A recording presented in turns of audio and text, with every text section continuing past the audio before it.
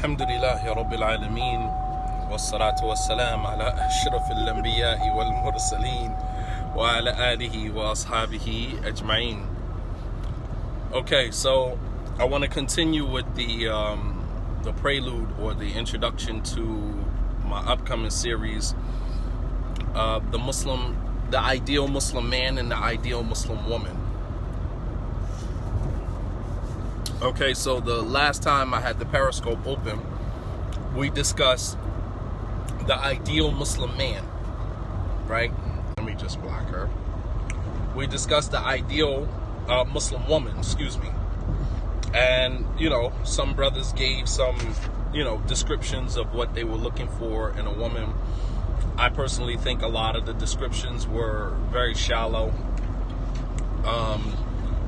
not as very vague, not as detailed. And as I said before, when you go into a marriage and you don't really know what you're looking for, or you vaguely believe you know what you're looking for, then you put unrealistic expectations, right?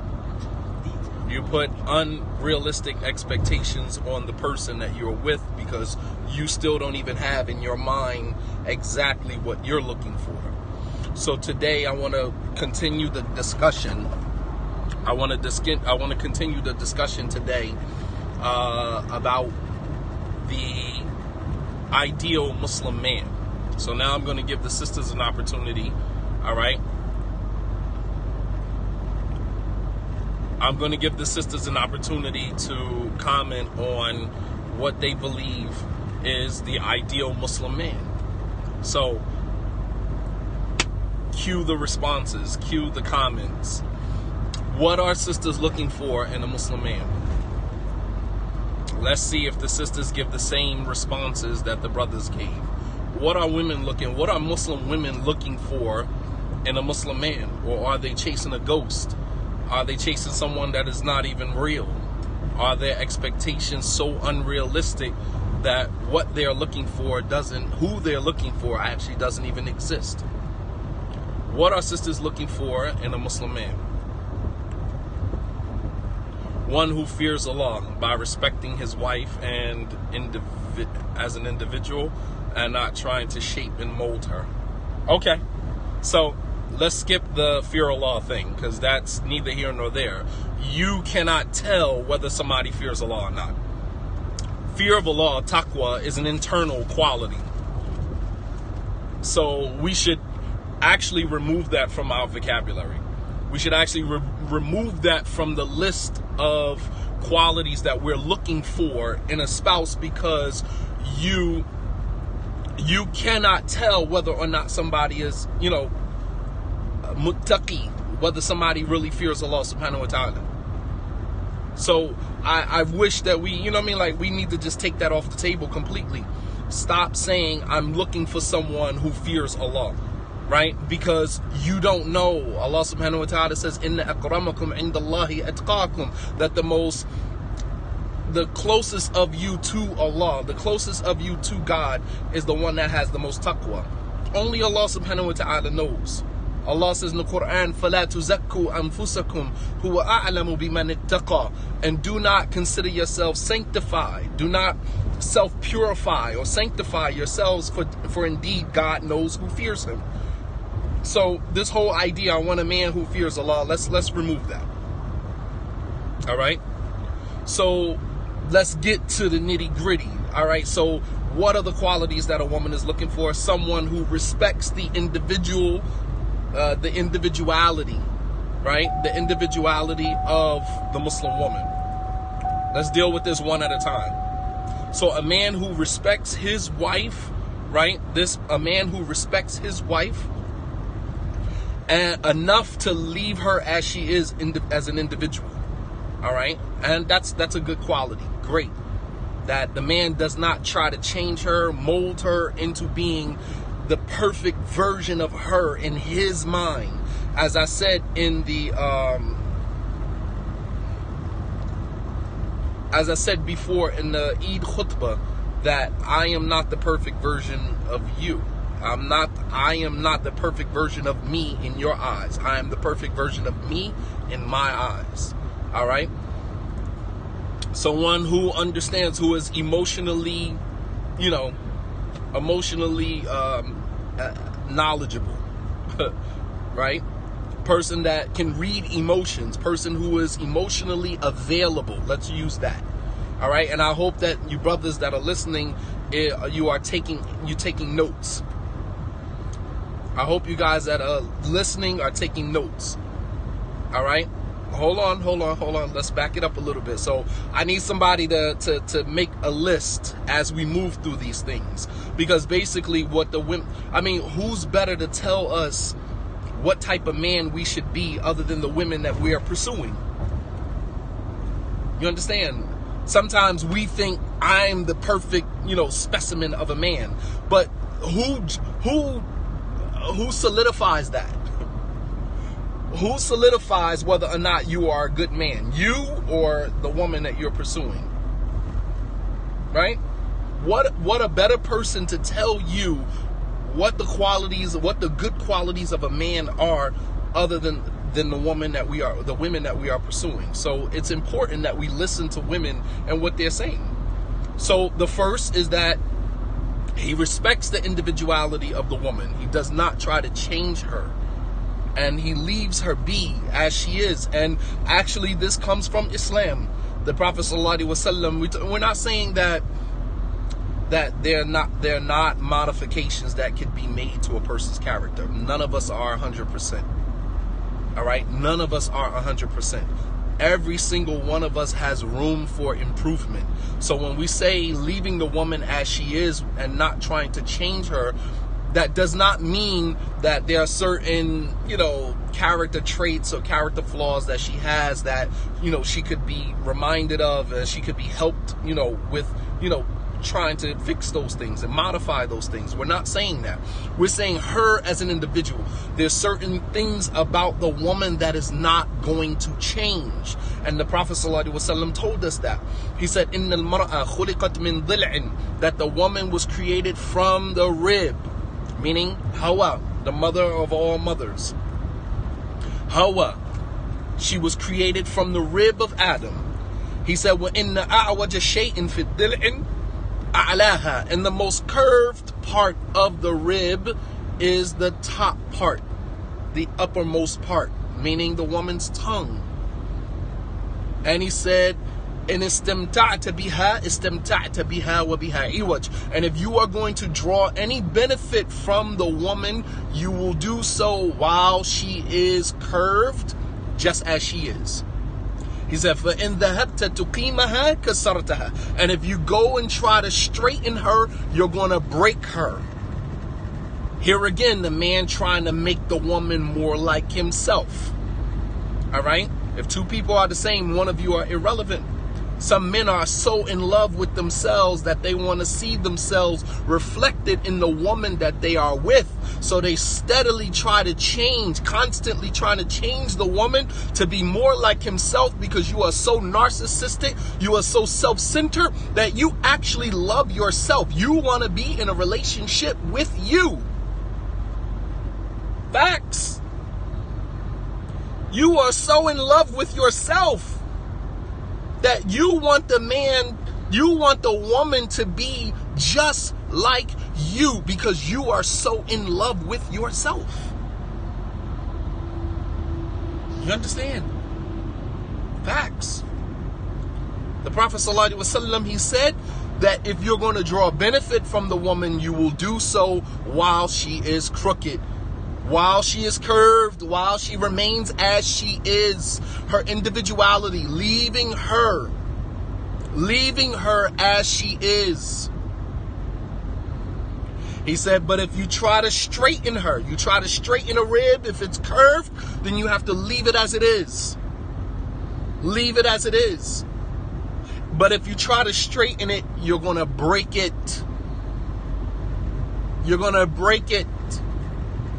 All right. So, yes, there is something from Islam that actually validates that. So leaving the woman individual as she is.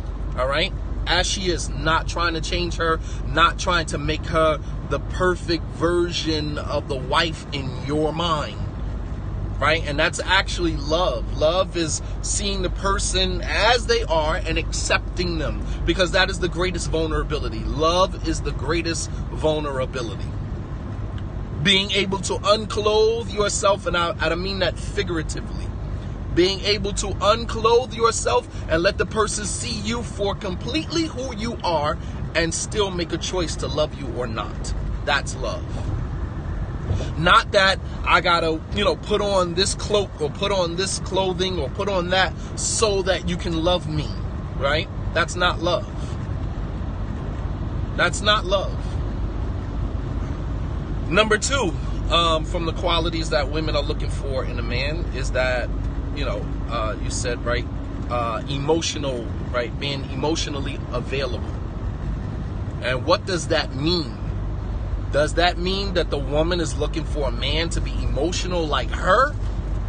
And every time she runs into, she's getting to this space where her emotions are compromised or getting the best of her, that he is supposed to somehow, much like a homosexual man who spends most of his time around girls, and begin to adopt that feminine energy. Men are not going to do that. Men are not going to do that. You understand? A real man is not going to do that. However, he should understand his emotions and understand her emotions. Very good point. Very good point. But some women think when they say that my husband or my man is not emotionally available to me, you want him to sit on the edge of the bed with you, grab your hand and say, oh, no, and, confirm every single... No, I'm sorry. It doesn't... Men don't function like that. Number one, men talk to solve problems, not to connect emotionally. That's not what we do. That's not how we are wired. Understand the wiring of a real man. Women talk to connect emotionally. Men talk to solve problems. Understand? That's how we're wired. But that doesn't mean that we are not emotionally available for you. That does not mean that we cannot be emotionally, but we're not going to function in your space like another woman would. That's not how we're wired. So when we say emotionally available, we have to be able to put that in its proper context. It's okay for a man to sit and hold. That you're missing my point. That's not what I'm saying. What I'm saying is that a man being emotionally available looks different than when a woman is sitting with another woman who is emotionally available. It's going to look differently. I'm not going to sit and cry and shed tears along with you, and every single time that you are in a space where your emotions have been charged, that I'm going to sit there and I'm going to cry along with you and hold your hand. No, I'm not. That's not compassionate. That is exuding the same energy, emotional energy that you are. That's not being compassionate. Compassionate and being emotionally unavailable is listening to you, hearing you out, validating your feelings. That is what it means. Right. Men need to be the strength and the balance. Absolutely. Najla, you always on point, mashallah. Emotionally available could also mean that he's not tied up in an emotional drama with another person, another woman. Okay. And in addition to that, being emotionally available, meaning that he doesn't allow himself to be compromised in other situations emotionally, so that he is not able to be emotionally available for his wife, because Allah subhanahu wa ta'ala only gave us as men one heart. And a woman knows when her man is cheating, especially when he's not able to be there in that space with her. He's distant, he's aloof, he's distracted, he's detached emotionally. That means that he's in an emotional relationship with someone else. It doesn't have to be sexual. It doesn't have to be a sexual relationship. But when a man is in an emotional relationship with someone else, he has been compromised, and therefore he cannot be there for his wife, the woman that needs him the most. Right? He can't be there for her. It can be No, emotional relationship is a form of cheating. Emotional relationship is a form of cheating. It doesn't have to be sexual. It's not necessarily sexual, but at the same token, it is a relationship because somebody else is occupying your heart. Somebody is occupying your mind. Somebody is occupying space that should belong to your spouse. Right? So, yeah. So, not being emotionally available. All right, that's number 2. So, number 1 is respecting the woman's individuality. Number 2, being emotionally available, meaning validating the woman's feelings. Sometimes a woman just wants to hear you say, you know what, you're right. You have a point. I totally get you. I totally understand. So if a man doesn't comfort a woman and being there for you, he's cheating. I knew it. No, not necessarily in those words. You guys are so blunt. You millennials, man. Also, you don't want someone coming into the relationship emotionally unavailable. They still hung up on somebody else. You don't need to compete with that.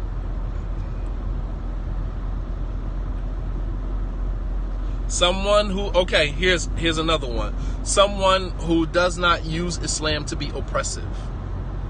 All right, so what does that look like? What does it look like when a man comes into a woman's life and begins to use Islam to be oppressive? What does that look like? Millennials, man, you just take everything so far to the left. I kid you not.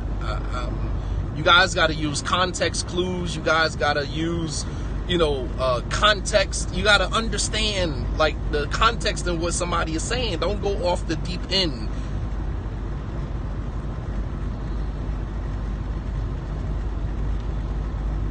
What does it mean for a man to use Islam to oppress women? I've heard that a lot. I need some explanation. I need some clarification on that.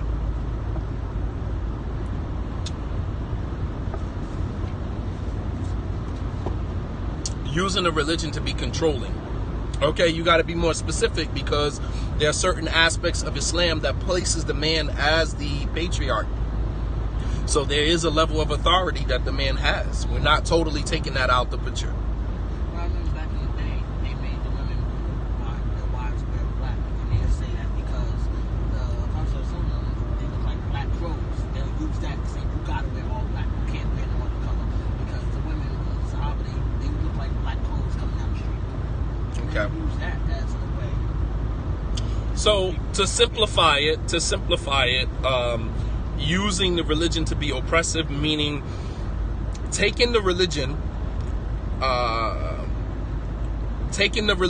and using it to put restrictions on women that Allah subhanahu wa ta'ala and His Messenger sallallahu alaihi wasallam, the Quran seems to take rights from women. What Quran is you reading, man? What Quran is? I would have respected you more if you would have said that about the Bible. Have you ever read the Quran? How could you say that? It seems like Islam, like the Quran, takes the rights away from women. What book are you reading? What book? I would have respected you more if you would have said that about the Bible. The Bible gives no rights to women whatsoever. I mean, like, come on, man. Like, nobody is, not even non-Muslims that understand Islam and has read the Quran would agree with you on that, man. That comment is, I'm not even going to respond to that. You keep a copy of the Quran next to the toilet. That's why I just blocked you. How about that? All right. So, using Islam to oppress women, meaning obligating on rights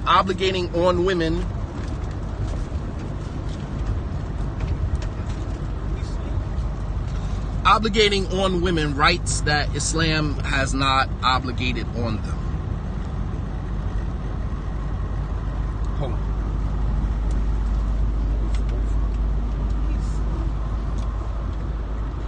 All right, so that's number 1. That's number 3. That you want a man that is balanced. All right? You want a man that is balanced. No, you cannot ask a philosophical question. We're not dealing with philosophicals here. Right now, we're talking about a specific topic. You can jump in on that topic, or you can hold your question for another time. But you cannot ask a philosophical question.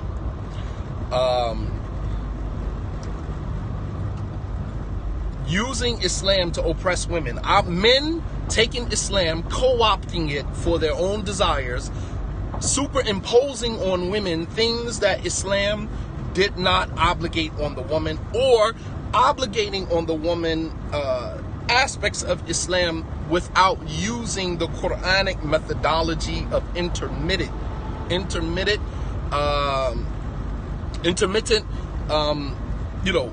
obligations, right? The Quran was not revealed all at once. The Quran was not revealed all at once. Quranic injunctions were not revealed all at once. The hijab was obligated upon the women in Islam 18 years after the first ayah. Alcohol, khamr, and the prohibition of khamr, of alcohol and intoxicants and everything else was not obligated upon the believers right away. There were actually 3 ayats, 3 verses from the Quran that were revealed in 3 different times. And the last one finally, made intoxicants totally prohibited. Yes, so they manipulate Islam, they manipulate the religion for their own, sinister agenda. All right? And that's dangerous because women don't actually know who's out there doing that. Because when men show up at the sit down, they put on their best face. They can get an Academy Award for Best Actor during the sit down. So you actually don't know which one of these brothers, is actually, a proponent of that, that level of extremism. So what it does is it makes women, very reluctant, very apprehensive, because you don't know. He comes to the sit down and he says, I'm a good Muslim, I pray, and some people are good at masking it more than others. Some people just can't mask it. When they come to the sit down, you can already tell from the first 10 minutes of sitting with the brother, you can already tell this dude is mad extreme, and I'm good on that. But then there are those, right? Then there are those who are great at masking, and you don't realize how extreme they are until you marry them and you're in the home with them. But by then, you've already made the commitment. That's the danger in that. And that's deception. And you got a lot of chief deceivers out here. You got a lot of deceivers out here. You got a lot of deceivers out here. You got a lot of guys who will come knowing that they are extreme. Knowing that they are extreme.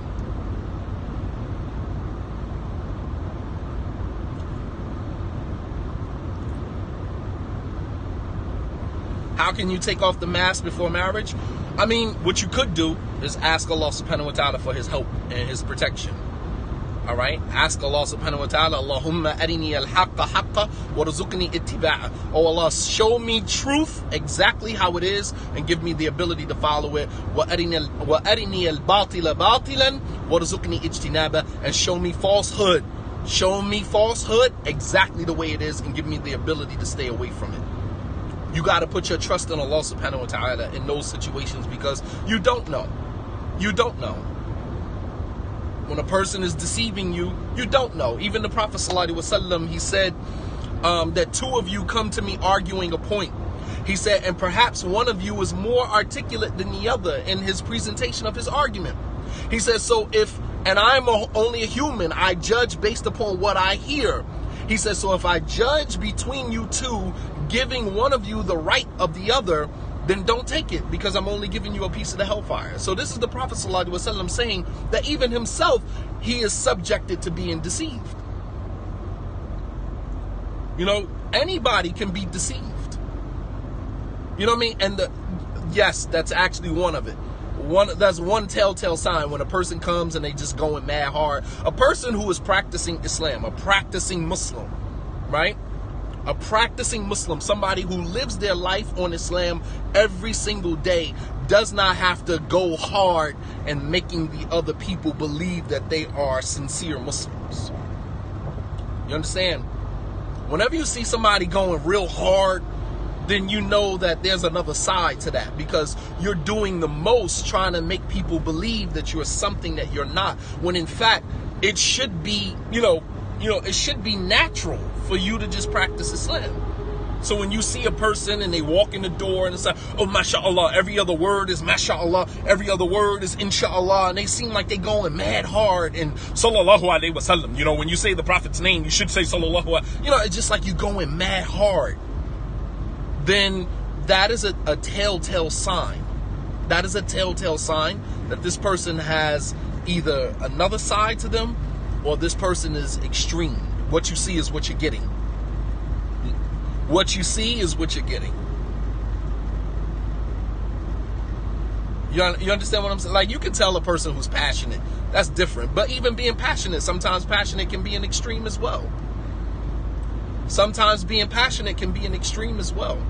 It seems passionate to you, but to other people, it's extreme. But when you're living your life day to day as a Muslim, you pray 5 times a day. I don't need to let the world know that I pray 5 times a day. If I fast on Mondays and Thursdays, I don't need to let the world know that I fast Mondays and Thursdays. If I'm Hafiz Quran, if I've read the Quran, most of the people who are Hafiz Quran, you never even know. They don't advertise their practice of Islam. You understand? Because it's part of your life. It's part of who you are. So there's no need for you to advertise. You have these big advertisements. We're like a walking advertisement of Islam. And you don't need to do that. You understand?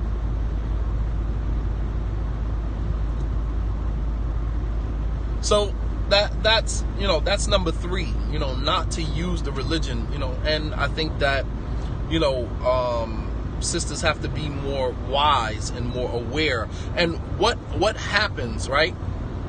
What happens is that you can tell what you are looking for. You can tell whether or not the person in front of you is the person for you when you know exactly what you're looking for. You can eliminate a lot of the foolishness, a lot of the shenanigans, when you will have a clear image in your mind of what you're looking for. Yes, understand yourself. You need to understand you and what you are looking for. And that's half your problem solved. You understand? That's half, that's half your problem solved. When you know what you're looking for. When you don't know what you're looking for and you're saying, oh, well, the brother's religious. I wasn't married to a religious brother before, but I'll try a religious brother now. So let me just try this brother out. Right? And this is what we're doing in these marriages and these sit downs. We just taste testing. Meanwhile, we're having children in the process, right?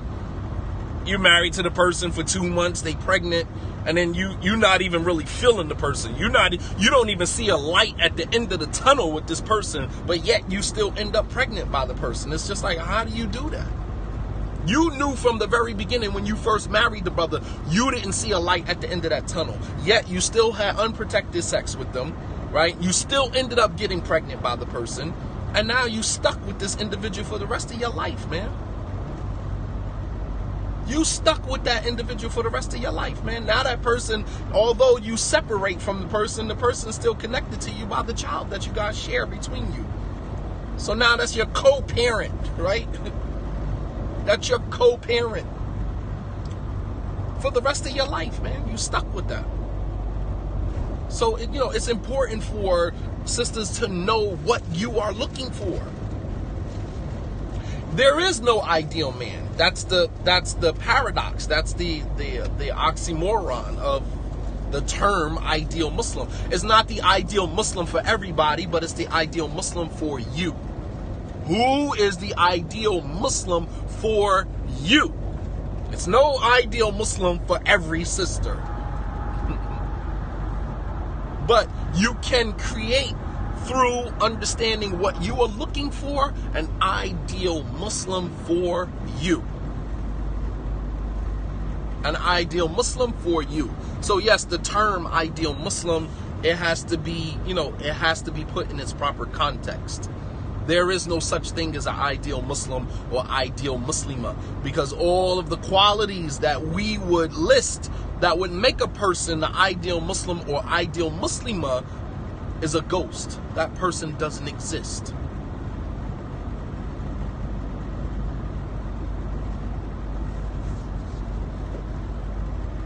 You understand? So there's no such thing as an ideal Muslim or ideal Muslima. But there is the ideal Muslim or Muslima for you. All right, so that's 3. So someone who is, what was the first quality? Someone who is, the first thing that we mentioned was what? Someone who is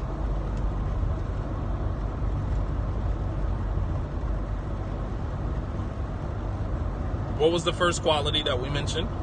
We'll just mention 5. Someone who respects the woman's individuality. Number 2, someone who is emotionally available. Number 3, someone who is balanced. I hope you guys are making a list of this. Someone who is balanced in their practice of Islam. All right.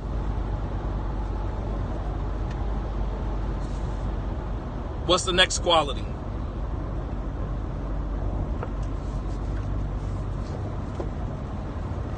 What is the next quality? Financially secure, financially stable. Someone who is educated. You sure? You sure you want to marry somebody that's educated? Because high IQ does not equal high EQ. As a matter of fact, the more intelligent the person is, the less emotionally savvy he is. You understand? Someone who is knowledgeable. Yeah, that's a dangerous quality. You need to be careful with that. Someone with common sense. Okay, I can go with that. I can go with that. But the person that is intellectual, understand something about an intellectual. A person that is smart and intellectual, especially a man, because men are more regimented. Men are more regimented. We create, a regimen for ourselves with pretty much everything. Everything is structural with men. So understand somebody who is an intellect, right? They rely heavily on their logic.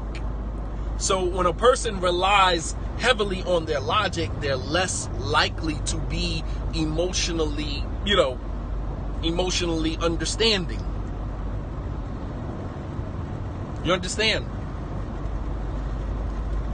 When a person is high IQ does not equal high EQ.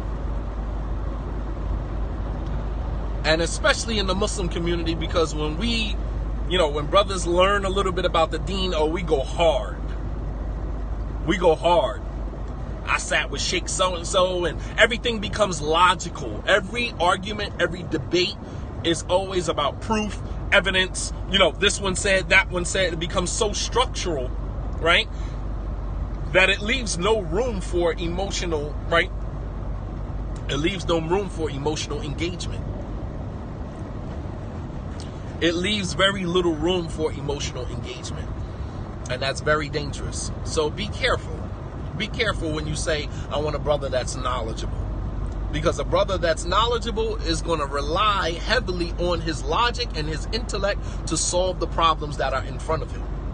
And very seldom will they rely on or, refer or defer to their, their emotional prowess. All right?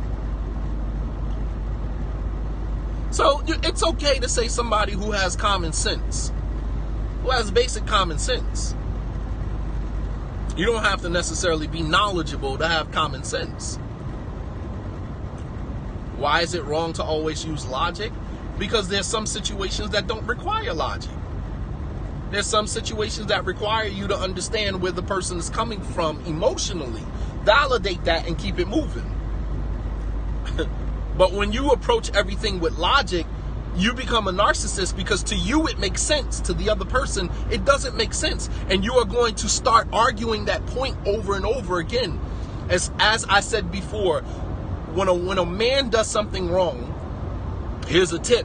When a man does something wrong, a woman does not need to point out what he actually did that was wrong. What a woman needs to point out is how it made her feel. You understand? You say, this is how what you did made me feel. Don't argue, right? Don't argue the action, because in his mind, the action made total sense. The action made total sense. And so if you say, why did you do that? Right? Why did you do that? I didn't like the way you did that. And he might say, well, you know, the GPS said turn right. She's saying, yeah, but I told you to turn left. I've been this way before. And you're like, yeah, but I'm following the GPS. I'm not following you. It made total sense in his mind. You understand? But if you say, all right, you turning right after I told you to turn left, it's like you totally disregarded, you know, what I said to you. Like you didn't even consider it. And this is how it made me feel. It made me feel dismissed. It made me feel like you don't regard my opinion. You understand? And then he can turn around and say, well, damn, I'm sorry. I didn't mean to make you feel like that. And so we never even have to deal with the actual act, because the act is just the means. The end goal is to validate the feeling. Is to get to the point, to get to the feeling. You understand? Just block this guy. The goal is to get to the feeling. The goal is not to sit here and debate the action. We can debate the action all day long. And if a man is highly intellectual, he's going to debate that because in his mind it made total sense. You understand? What about brothers who have second wives and say, I don't need to explain it to my first? I can't shake. You got to give me something that's worth me putting my mind and my heart into. I can't respond to that, man. That's not a man in my eyes. What type of man would go and marry another woman and not say anything to his first wife? What type of woman would agree to a situation like that, man? Come on, give me something a little bit more substantial than that, man. I can't. I've lost all energy. I have no energy to respond to buffoonery, right? I have zero tolerance, man. I have zero tolerance, man. You got to give me something a little bit more substantial, something more along the lines of what a man would do. You understand? That's not a man. It's not a man. That's a coward. That's a coward who would go and marry a woman, not say anything to his first wife. Like, and then, I mean, like, how you manipulate a woman into agreeing something like that? That's not even polygyny. You got a mistress. It's not even polygyny. That's a mistress. Anyway, moving right along.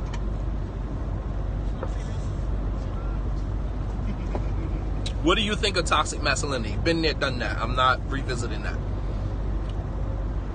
Give me something substantial. I'm not going backwards. It's 2018. We're going forward.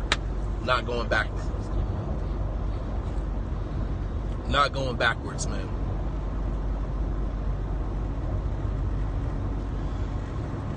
What do you think about political correctness? All you gotta do is look at my history. I don't care about political correctness. So that's we covered 3 qualities. The ideal Muslim man. What are women looking for? What are women looking for? The ideal Muslim man. What are someone who is protective? You got to be more specific, man. It's protection in terms of what? Physical protection, financial protection. Like, you got to be more specific. You're looking for a man to be the protector. What are you looking for?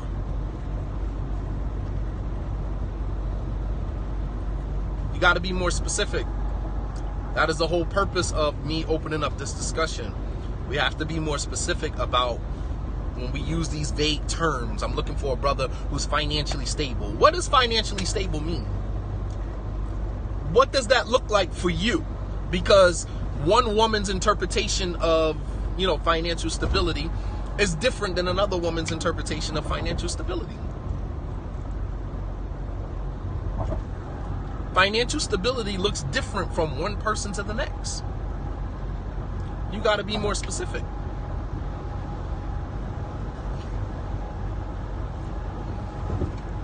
So what are women looking for?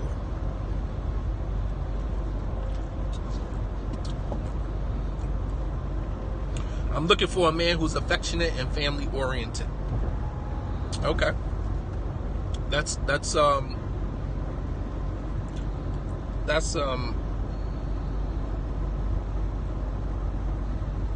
man that can pay the bills. Okay, so the other one I'm going to come back to.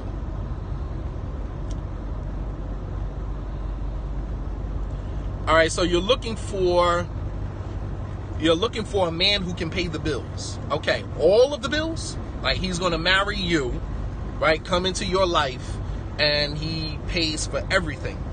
Your cell phone bill, your car note, your car insurance, the mortgage, electricity, the gas, the heat, the water bill, the cable bill. He's going to pay for everything. Just come in and just take care of everything.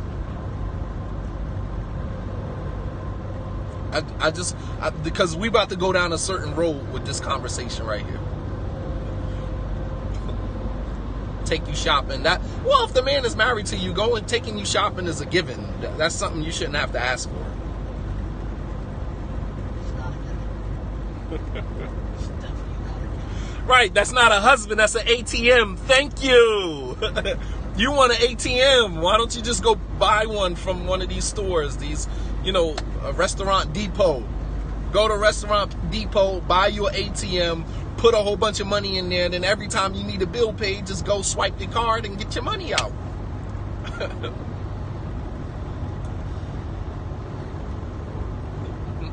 Girls live in some fantasy. Yeah, I mean, the thing is that I respect that. I respect your fantasy. I respect the fact that a woman wants to marry a man and have him just sweep her off of her feet and take care of all of her worries, financial, personal, domestic, whatever.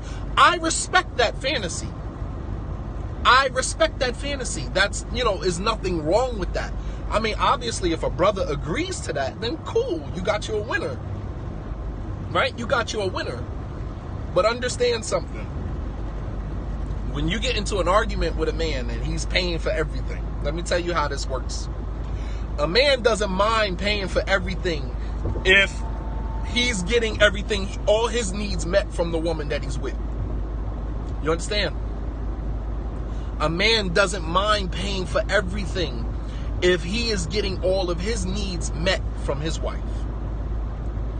But if a man is not getting his needs met, he is going to be very reluctant, very apprehensive about paying for everything. And unfortunately, many Muslim women don't understand this. You could get anything you want from a man. You can, a Muslim woman, you can get anything that you want from a Muslim man. Anything. You can get anything you want from a man, period. Even if you're not Muslim, you can get anything you want from a man. You just have to learn how to use your womanly wit. God gave you womanly wit, wisdom. You understand? The happier the man, the more he will do. Thank you. Thank you. The happier the man, the more he will do. Asiya is the greatest example of that in the Quran. Asiya is the greatest example of that in the Quran. Fir'aun, her husband, was slaughtering all of the male children of Bani Israel. Slaughtering all of them. Sparing no child, no male child. He was killing every single one of the male children of Bani Israel. And then his wife found this little baby, right? This little brown baby floating in the Nile River in a basket. And yes, I did say Musa was a brown baby. Yes. Understand the original Egyptians. Understand And I ain't getting into all of this ain't a color debate. I just want you to understand that the pale skin colored Egyptians of today are not the real Egyptians. Understand? They are not the real Egyptians. Anyway, moving right along. That might have went over a lot of y'all heads, but I still have to keep it moving. Found this brown baby floating in the Nile River in a basket. She finds the male child and she takes the child to her husband. Here's the womanly wit. And she says to her husband, who is killing all of the male children of Bani Israel, Qurrata aynin li wa laka. Perhaps he could be a pleasure of my eye and a pleasure of your eye. And Fir'aun bought it. He spared the child, who eventually became a prophet, eventually challenged his authority, and Allah subhanahu wa ta'ala eventually destroyed him. But all by the womanly wit of Asiya. You get a man to do anything. You can get a man to do anything. Understand? The happier a man is, the more he will do, without you even having to ask him. Appeal to the ambitions. There you go again, Najla. MashaAllah. Appeal to the ambitions of others. Absolutely. You can get anything that you want from a man. You just got to learn how to work them. How do you keep a man happy? Feed him, tell him it will benefit him. No, I mean, you got to talk to other women about that. That's the problem with a lot of you young girls. You don't get any of your womanly wit from older women. You get your womanly wit through trial and error, and that's a problem. The scholars say, "As-sa'id man wu'idha bi ghayrihi wash-shaqiyyun man wu'idha bi nafsi." That the sa'id, the happy person, the successful person, is the one who learns from other people's mistakes. These older women in our communities, they have made the mistakes that you have yet to make. The successful person is the one who learns from other people's mistakes. You don't have to repeat the same mistakes of your mother. Learn from your mother's mistakes. Learn from your auntie's mistakes. Learn from your grandmother's mistakes. Speak to them. But a lot of you millennial girls, you get your womanly wit through trial and error. You make a whole bunch of mistakes and then you learn from those mistakes, and that's how you become wise. But look at how many mistakes you make in the process. You don't have to do that. As-sa'idu min wu'ida bi ghayrihi, that the successful person is the one who benefits from the mistakes of other people. Wash-shaqiyyun man wu'ida bi nafsi, and the wretched person is the one who learns from his own mistakes. You learn from your own mistakes. That's the problem. Stop getting your womanly wit from trial and error. Speak to women who have been married for 20 years. Speak to your grandmother. How do I get my husband to act right? How do I get my man to act right? They'll drop some wisdom on you. They'll drop some jewels on you. I can't tell you that. How I get treated in my homes is how I get treated. That may not work for any other man. You understand? I can't possibly tell you what does it for a man. I know what does it for me. You know what I mean? Every man is different. Absolutely. Every man is different. And you got to find out, we don't come with an instruction manual. So you got to take your time to find out, what motivates this guy, what will get this guy to do, you know what I mean? I can tell you that men like loyalty. Men like their egos to be stroked. Men like, a woman who, ride or die. You got some general qualities that will make a man, do some certain things. But, for the most part, the intricacies of that differs from man to man. Men are not complicated. Actually, we're very simple. Men are not complicated. We're actually very simple.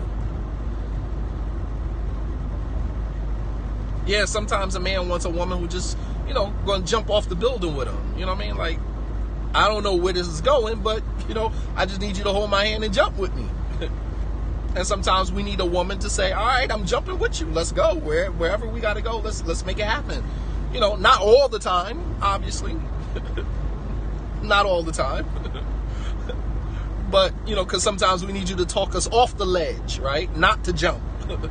We need you to talk us off the ledge. No, honey. No, that's not going to work. Don't do it. Right? But sometimes we want you to jump with us. Men are risk takers by nature. That's who we are. We take risks. And as we get older, we learn how to mature. The risk taking never stops. We just learn how to mature with it. We mature with it. Right? A man is going to be a man. Absolutely. All right. So one more quality and then we'll stop. One more quality. What are women looking for in a man? We said looking for financial stability. All right. You're looking for a man who's emotionally available, looking for a man who is balanced in his practice of the deen, and daddy 70 and still taking risks. La ilaha illallah. My life don't involve or revolve around a man. An effective communicator. Okay, cool. What does that look like? Be more specific about that. Be more specific about an effective communicator. I think that's actually a good one, but I need you to elaborate a little bit more. What does it mean to be an effective communicator?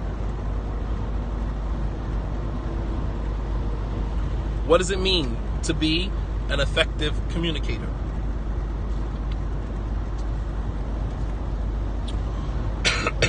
Don't leave us to assume what you're thinking. Okay, that's one. Learning how to express what's going on inside of him. Talk, not shout. Tell us what you need and how to love you. That's a good one. Very good. Knowing when to be assertive and when to hold back. Okay, you guys are throwing out some really good stuff, man.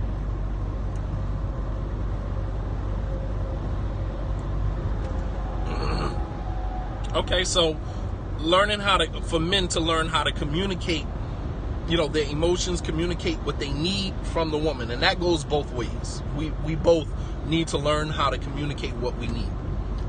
All right. And of course, being a great communicator also includes being a great listener, because you can't be a great communicator unless you are a great listener. They go hand in hand. One goes hand in hand with the other. There is no one without the other. There is no being a great communicator without being a great listener. Don't communicate with you as if you're the enemy. So then you got to disarm him. You got to put him in a situation where he lets his guard down.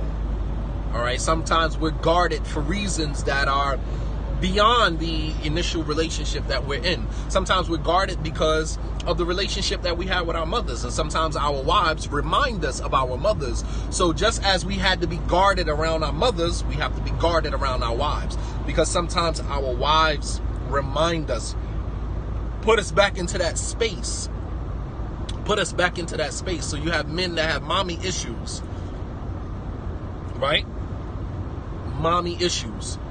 And when they interact with their wives are just an extension of the relationship, the toxic relationship that they had with their mothers. And so as a wife, you have to put him in a situation where he lets his guard down, that he realizes that you are not the enemy, and that you communicating to him, or you wanting him to communicate to you, is not you, trying to slight him, or you trying to, you got to find a way to disarm him. A lot of us are guarded for reasons that are beyond the initial, the relationship that we're in. A lot of our issues in adulthood stem from childhood. Make no mistake about that.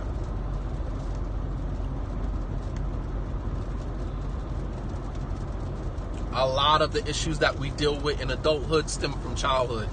So we go into relationships guarded for reasons that are beyond what the other person has done. It's like, why are you so guarded? And the person is guarded for reasons that have nothing to do with you. Turn it, yeah. The person is guarded for reasons that have nothing to do with you. Right? Yes, it can be confusing because you're thinking, okay, what did I do to this person to make them like this? And you didn't do anything to the person. All you did was trigger. You triggered something that was already there. A pre-existing condition that was already there. You understand? When they got into a relationship with you, it wasn't that they were fine. They had pre-existing issues, but they were dormant. They were dormant. And then what happened was you triggered something in that person. Right? You triggered something in that person, and now the person is like guarded around you, not because of anything that you did to them. It's unfortunate, but that's the time that we're living in. So that's all of the time that I have right now. Alhamdulillah, I think what we've discussed so far is great.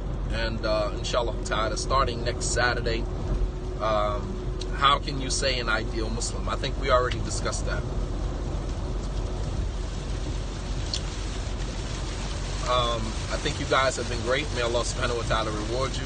Jazakumullahu khairan. Wa sallallahu ala nabiyyina Muhammad wa ala alihi wa sahbihi wa sallama taslima kathira. Wa akhiru da'wana anil hamdulillahi rabbil alamin. Wassalamu alaikum wa rahmatullahi wa barakatuh.